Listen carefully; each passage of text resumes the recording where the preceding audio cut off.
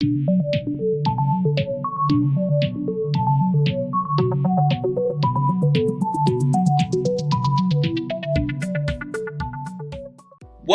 to The Deciding Point, our Cracked Racquets weekly rundown of the biggest storylines going on throughout the tennis world. So much tennis for us to discuss this week. 3 ATP events, a WTA event in the book. Joining me to do just that, as he always does, you know him as the forefather of the forehand slice. Our Cracked Racquets do everything. It's James Foster McDonald. Jamie, so much tennis in the books. How are you feeling this week? Good, including that college tennis from yesterday, and I appreciated the shout out of the forehand slice pass. I was listening, I was watching, and I was enjoying it. So a lot of tennis, but a lot of fun as well. The moment I saw that shot, I was like, oh, I hope Jamie's watching, because that one was right after for his heart, I should say. But yes, a thank you to any of you who joined us on our Cracked Racquets Red Zone broadcast. Hopefully you all enjoyed some college tennis. That is not what we are going to be discussing today. We're going to be breaking down last week's results, previewing this week's action, and then a very fun deciding point on one of our ATP champions from last week. With that in mind, Westoff, roll those starting credits. Let's get into today's show.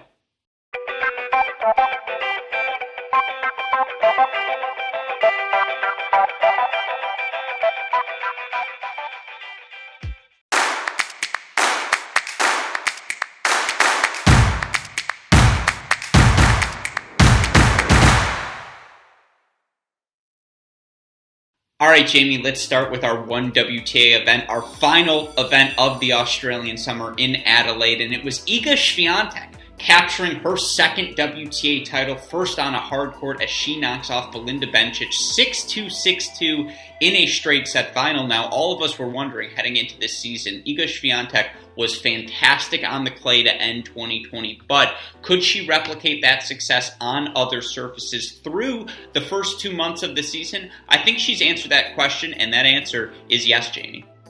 100%. She's looked very good. And look, this is what happens when we see players, sort of come out on the scene and have great success on clay. It's like, is it going to translate? And it's just great to see that the answer is yes here. Obviously, still so young, so much more potential. But, she came up with some big wins in this. And the way that she got through some of these matches, just really, really impressive for the young Iga Swiatek. Yeah, I believe she's one of now 6 WTA players active who have won titles on both hard courts and clay courts prior to turning 20 years old. What's crazy to think is she's got a Grand Slam title under her pocket. She's still only at a career high of number 15 in the WTA rankings with her success this week. But yeah, I mean, the athleticism translates across surface, and the way she hits that sliding backhand, Jamie, it's absolutely special. And she took it to Belinda Bencic in the final. I do want to say for Bencic, who didn't play that much tennis throughout 2020, never really found her rhythm post-pandemic, she put together a really nice week here, just dominated her competition early in the week, and then a really impressive 3-set win over an in-form Coco Gauff. So I think it's actually a credit to Iga Swiatek how well she's playing, that she took it to Belinda Bencic this easily.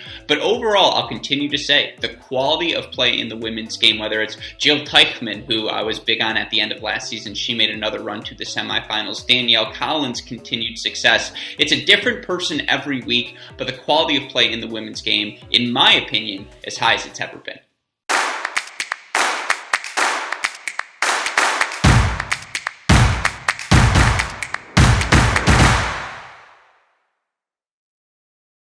All right, Jamie, let's switch gears, talk about the men now. Let's focus on the 2 ATP hardcourt events we had last weekend. 2 very different winners emerging in Montpellier. It was David Goffin back in the winner's circle for the first time since 2017. He played a fantastic week of tennis, got better with every match, and a really fun final. He knocks off Roberto Bautista Agut to take the title. In Singapore, it was Alexei Popyrin knocking off Sasha Bublik in 3 sets to earn his first ATP title of his career. Your thoughts on our 2 hardcourt champions? Yeah, so look, I mean, what a great run here and a great title for David Goffin. I think the big thing is here, hopefully this just gives him some confidence moving into this year, because for the last few, it's been pretty lacking on his side. He comes up with some good results. We can see him play good tennis against the top. This is just great for David Goffin. I think sort of my only concern here is him sort of playing down to the level of his opponent. But on the flip side, he plays up to that high level against somebody like a Bautista Agut and gets the win. So great stuff from him. And I just really hope that he's confident now moving through the rest of the year. Yeah, he played a bunch of 3-set matches in Montpellier, and he's someone who has talked openly, David Goffin, about his struggles playing during this pandemic, struggling to find his rhythm, struggling to just feel comfortable going from event to event throughout this season. And we all can realize what a result like this will do for him moving forward. And in particular, as you mentioned, his tennis got better throughout the week. That final against Roberto Bautista Agut, it might be the most normal thing we've seen in 2021 thus far. Those are two guys we expect to be playing their best tennis right now. They finally are playing their best tennis, so I absolutely agree with you. Great result for Goffin. Great result for RBA, by the way, considering we expect him to always make a deep run in Australia, that he didn't do so, but followed it up here with a strong indoor hard court result. Great for him. The other result we had on the hard courts for Alexei Popper, and I just want to throw this player comparison at you, and I was very excited as we were getting ready for today's show.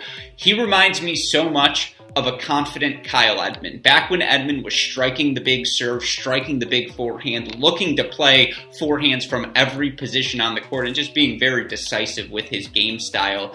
That's what it reminds me of. There's clearly athleticism and pop for Popper, and that offers him a pathway to be just a consistent top 75 ATP player throughout his career. I will always be fascinated by Sasha Bublik, but he just got outplayed in that final, and I think Popperin's got the goods, Jamie. He's definitely a talent. Yeah, I mean, look, he's very dangerous, but I think, Popperin's one of those guys who, when he's feeling it, he's feeling it. It's really hard to do anything against him.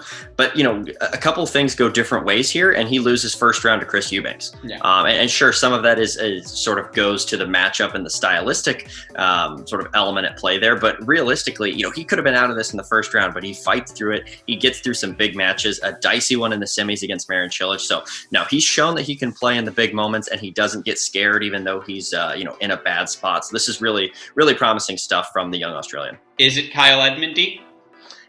Yeah, I mean, look, I like that comparison. I would say I see a little bit of difference from the baseline. I feel like Popperin doesn't quite have the level of consistency and shot tolerance, but definitely has more on the weapon side, that big frame that Popperin has. But yeah, no, I like that. Big forehands from the baseline, cross court. Edmund's favorite.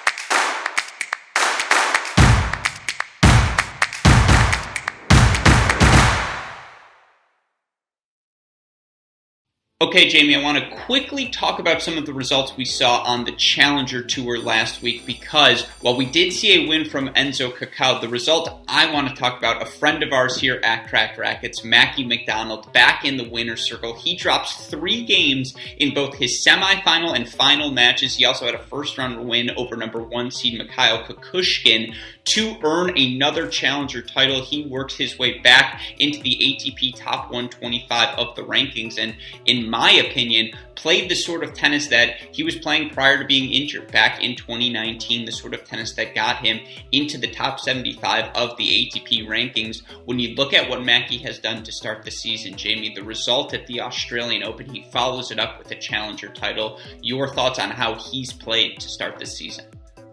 Yeah, look, I mean, this is great to see from Mackie McDonald. You mentioned it. This is the level that we were seeing from him pre-injury. And look, these are the sort of wins he needs to be getting if he's going to get back to that spot where we expect his talent and athleticism to get him to, I should say. So, yeah, I mean, taking someone out like Laxonen 2-1, taking out Rodionov 1-2, those are great, solid wins. And those are the sort of wins that I sort of need to see from him to instill that sort of confidence in his game. So really good stuff. I love the way he wasn't afraid of the 1 seed in the first round matchup at all. This is all great stuff for Mackenzie, and obviously he's going to be playing in Nur Sultan again, so hopefully he can repeat something big. And you used a word there. I just want to quickly comment on confidence. Mackie McDonald's game is very much predicated on him playing confident tennis. He's a shot maker. He's someone who's going to go big down the line, try and move forward, assert himself in the match. If he has that confidence, the skill set is there, the athleticism is there. I agree. It's so great to see him healthy more than anything else, but putting forward the sort of results that we all know he's capable of.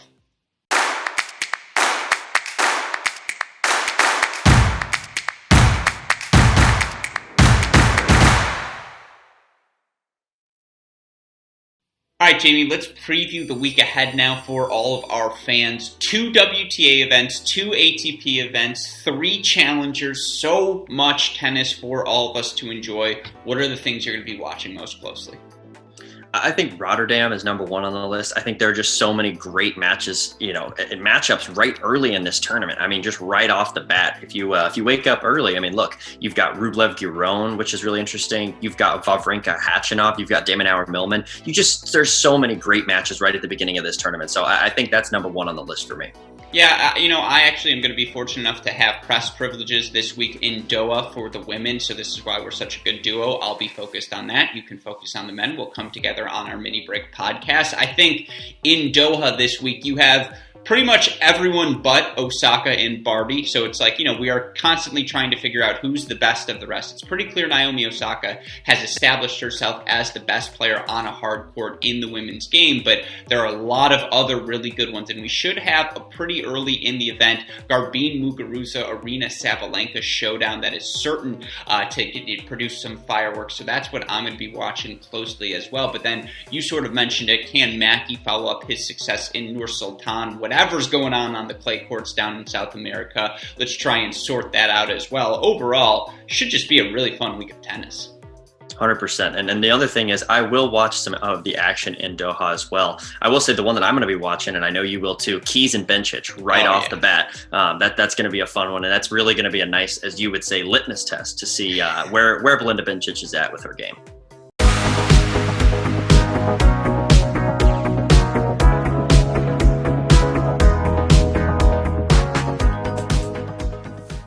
All right, Jamie, we've arrived at this week's deciding point, and some of our listeners may have noticed we only discussed 2 of the ATP events this week thus far. We have not discussed the third. We saved that for now because on the clay in Cordoba last week, we had what is, in my opinion, our most fascinating result of this 2021 season thus far. Juan Manuel Cerundolo, the qualifier out of Argentina, in his first ATP main draw action, wins the event in Cordoba. He becomes the first-time tour champion in your first event played since Santi Ventura back in 2004. He's the only Argentine in the Open era to win a tour-level event in his tour-level debut. And I mean, just watching him throughout the week, the 3-set victories he had, Jamie, I am fascinated by the young Argentine. Curious what you thought of his performance. I mean, look, it's gutsy, it's gritty. We love this sort of clay court tennis. This is one where you start throwing the huge question marks up on what happens if you put him on a faster court and a different surface. But for now, let's just enjoy it for what it is. And he can go out there, he can grind.